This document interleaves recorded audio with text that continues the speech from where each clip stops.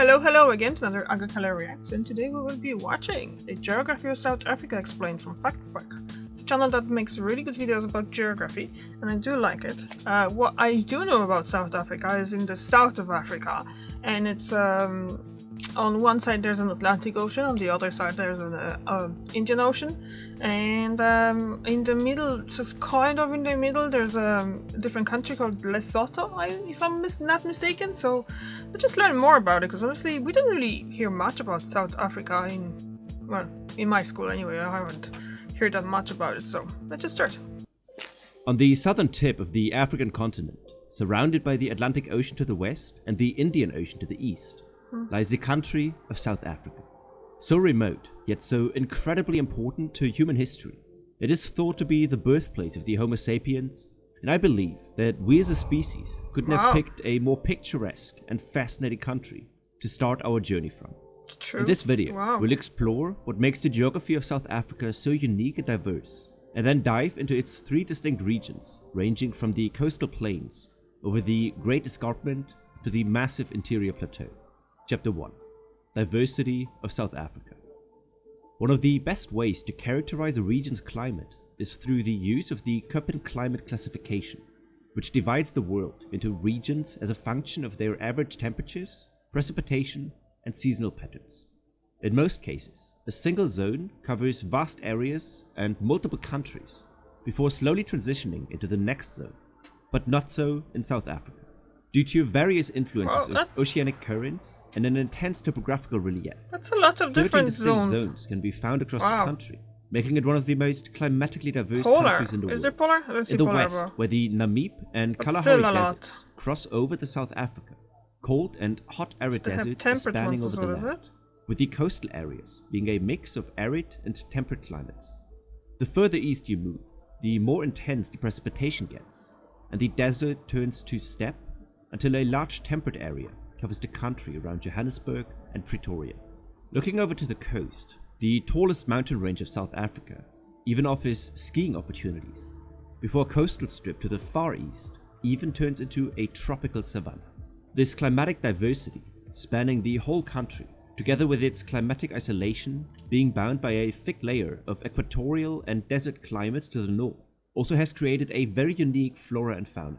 Looking at the global distribution of plants, the botanist Ronald Good identified 6 distinct natural separations of flowering plants, which he calls floristic kingdoms.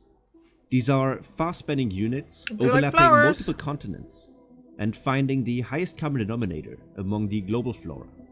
4 of these, the Holactis, Neotropis, Paleotropis, and Australis, cover nearly the entire planet, but the flora that developed on the southern tip of the African continent was determined to be too distinct to be grouped into any of these kingdoms, making it its own Capensis, or Cape Floral Kingdom.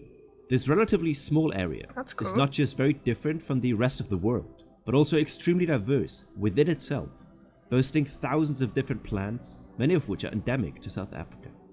To put some numbers onto this, it is estimated that the Fynbos, the roughly 200-kilometer wide coastal belt, is home to around 9,000 species of plants, of which around 6,000 can only be found here, which is on big par percentage with the Malaysian tropical rainforest or the Amazon. This diversity also constitutes 1/5 of all plant species found across the African continent, and a single mountain, like the Table Mountain outside Cape Town, houses more different plant species than the entirety of the UK. These diverse ecosystems also led to the evolution of an extremely diverse fauna, where South Africa joins the ranks of the 17 so-called megadiverse countries in the world, each of them boasting over 5,000 endemic species. Hundreds of unique mammals, reptiles, amphibian and bird species across its 19 national and transfrontier parks, covering every aspect of the country's topography, are unique to South Africa. Even the waters in front of South Africa's shore boast an enormous biodiversity, bringing us to the first topographical area of the country. Chapter 2. The Coastal Plains. While this video will mostly cover the geographical aspects of South Africa, I was also reading up on the current affairs of the country, and in today's media landscape, it is more important than ever to be aware of the political bias and credibility of the news you're reading. This is where today's sponsor, Ground News, comes to the aid. Ground News scours the web for articles covering thousands of topics and indicates the distribution of political biases from the publishers. While not publishing anything themselves, they provide an easy-to-use interface comparing the headlines with a clear and concise overview of who wrote the article and how reputable the source is. Let's take a look at this article about March being the 10th consecutive month to break temperature records. We can see the total number of sources and the bias ratings, which for this story is mostly coming from the left, so if you predominantly get your news from right-leaning outlets, you might miss this story. We can also see the factuality, ownership, and a map feature indicating which region of Earth covers the story and when the articles were published. Try out Ground News by going to my link at ground.news/factspark, or use my link in the description to get 40% off the unlimited access with their Vantage plan, which is what I use. But now back to the geography of South Africa, where we left off at the intersection of the oceans. At the southern tip of the African continent, South Africa is in a very unique situation, being influenced by two oceans and two major currents which couldn't be more different. On the east, the Agulhas current is pushing the warm Indian Ocean waters along the southeastern coast, bringing with it warm and humid air masses, creating an almost tropical environment. This is contrasted by the Benguela current, which rises from the depth of the southern Atlantic Ocean and carries vast amounts of cold and nutrient-rich waters, which fuel phytoplankton growth at South Africa's western shores. This foundation of the food chain creates an incredibly diverse marine ecosystem, with whales, sharks, dolphins, and African penguins feasting on the fish swarms. On land, the southwestern coastal plains are characterized by the Cape Fold Belt, a series of parallel running mountain ranges, stretching from the Cedarburg municipality to the city of Quibera, formerly known as Port Elizabeth. The erosion-resistant rock that tops these mountains has created the famous Table Mountain, which overlooks Cape Town. The steep cliffs of Table Mountain, though at a little bit larger scale, continue along the southern African coastline until Mozambique, where the relatively thin coastal plain rises continuously towards the intercontinental shelf. In a geological time frame, southern Africa is exposed to a gradual but continuous tectonic uplift, which has created this smooth but sloped coastline. These ascents have the consequence that nearly all rivers that drain through the South African coastal plains are fast-flowing streams that directly plunge into the ocean. The combination of these two features means that there are virtually no natural harbors along the coastline, and the rivers are not navigable to any economically feasible extent. That's a view. These rivers all originate on the southern slopes of the mountain range, which follows the interior radius of the coastline, bringing us to Chapter 3, the Great Escarpment. Along the full length of the South African tip, from Angola and Namibia through South Africa and into Mozambique and Zimbabwe, the coastal plains rapidly transition into a steep and rocky escarpment, which draws a line between South Africa's two major topographical features. 500 million years ago, when a shallow sea at Gondwana's southern tip was being filled with sedimentary deposits, the foundation for today's Great Escarpment was built. The breakup of Gondwana, which resulted in the South American, African, and Antarctic continental shelf, included strong volcanic activity, which covered the area with a deep volcanic basalt slab, and continuous uplift in the past 200 million years has then created this multi-layered topographical escarpment which towers over the Atlantic and Indian Ocean. Rivers and glaciers have done their work on these layers over the past many million years, and the softer sedimentary layers at the bottom are the first ones to carve in when enough stress has been exerted, leading to these iconic cliffs and canyons. The highest region of the Great Escarpment are the Drakensberg Mountains in the southeastern part of the country. The elevated sandstone and volcanic basalt layers reach an elevation of over 3,400 meters or 11,000 feet, resulting in a high alpine climate similar to the Alps in Europe. The high altitude even brings seasonal snowfall, having allowed small ski resorts to operate on the highest peaks of South Africa and Lesotho. Descending from these summits up to 600 meter deep, almost vertical basaltic buttresses make the Drakensberg Escarpment an incredible nature spectacle to explore. Acknowledged for these qualities, a large area of the Drakensberg Escarpment has been put under protection by UNESCO in the year 2000 through the transnational Malotti Drakensberg Park. This region has been a home to humanity since the beginning of cultures on the planet, with the Sun People, a term used for the first semi-nomadic hunter-gatherers people of southern Africa, having left their markings and stories in 3,500 cave paintings throughout the mountains. Just behind the towering escarpment, the elevated land opens up to form the Great African Plateau, which curves through the inner continent, bringing us to Chapter 4, the Interior Plateau of South Africa. The whole region behind the Great Escarpment is quite elevated, with minimum elevations barely dipping below 1,000 meters or 3,300 feet. But the unique South African climate once again creates several very distinct subregions that constitute this plateau. From the north to the south, there are the low bush and high veld, which with decreasing elevation and increasing aridity gently transition into the Griqualand west and the Great Karoo. In the very northeast, the subtropical savanna around the Limpopo River is home to the oldest and largest national park in South Africa, the Kruger National Park. Since the year 2000, there have been plans to connect the Kruger National Park with 4 other national parks behind the border with Mozambique and Zimbabwe to create the 3rd largest national park on Earth, stretching almost 100,000 square kilometers, wow, it's big. Or 5 times larger than the current Kruger National Park, across the savanna. While many fences around the established parks have been taken down in recent years, allowing the animals to resume their historical migration routes, the agreement hasn't been fully ratified in the constituting nations yet.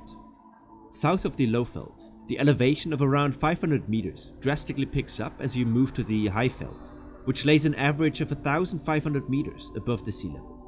In the Highveld, South Africa's densest... This is kind of like, with the saying those heights and stuff like that, I always kind of forget how it is. This is meters, obviously. So when I hear meters, I think about, well, what do I know that it's that same height? And the tallest mountain in Poland, where it's called Rysy, is either about 500, let's see, let me just check on the phone quickly. I think it's about 1,500 as well, if not slightly taller. But I've been and seen that mountain when I was a kid in Tatra Mountains, and the Rysy mountain is actually it's 2,501, so it's like 1,000 meters more, so I was mistaken. I don't know why I was thinking that it's 1,000 something. But anyway, so this is how I usually try to kind of like envision it, how tall it is, and this part, the whole thing is really high, so that's really high. I'm just trying to say it. The urban center can be found, I was kinda with Johannesburg and Pretoria pulling in a combined 16 million people into the Gauteng province. While Johannesburg is by far the largest city, Pretoria is one of the 3 South African capital cities, which split the 3 governmental branches of executive, legislative and judicative between them. From the southern tip of the Highveld, a few hundred meters behind the border with Lesotho, South Africa's longest river arises, which makes its 2,400 kilometer or 1,500 mile long journey through the inner plateau of South Africa. Draining nearly the entirety of the plateau, the Orange River and its tributaries are the main collection of water for South Africa, supporting the vast majority of the country's agriculture in the Highveld. Several dams have been built along its course, creating massive reservoirs, which manage the country's water, which has become more and more sparse as you travel westward. In the most western part of the interior plateau, called the Karoo, the driest places receive only around 75 millimeters of annual rainfall due to the Cape Fold Mountains creating a rain shield. Nevertheless, there are settlements which thrive on sheep husbandry, which is made possible through abundant groundwater in the region. Throughout modern recorded history, this region has been transformed massively through human impact. The grassland was once the migratory path of uncountable large springbok herds, but the introduction of fast-spread sheep herding has dwindled the numbers of free-roaming animals, which subsequently had large carnivores disappear as well. As a whole, South Africa is a fascinating country with so many geographical stories to tell. From its extremely diverse climate, over the fascinating mountain ranges and buttes, to its plants and dramatic megafauna, there is something new to learn everywhere. If you enjoyed the video, be sure to subscribe to not miss any future uploads. And thanks again to Ground News for sponsoring this video. Check them out with the link in the description or the pinned comment for a 40% discount on the annual Vantage plan. Okay, see you. We can finish here. Like he said, that was very interesting, really. I learned much more. Like I did, I believe, Geography of Peru that few weeks ago as well.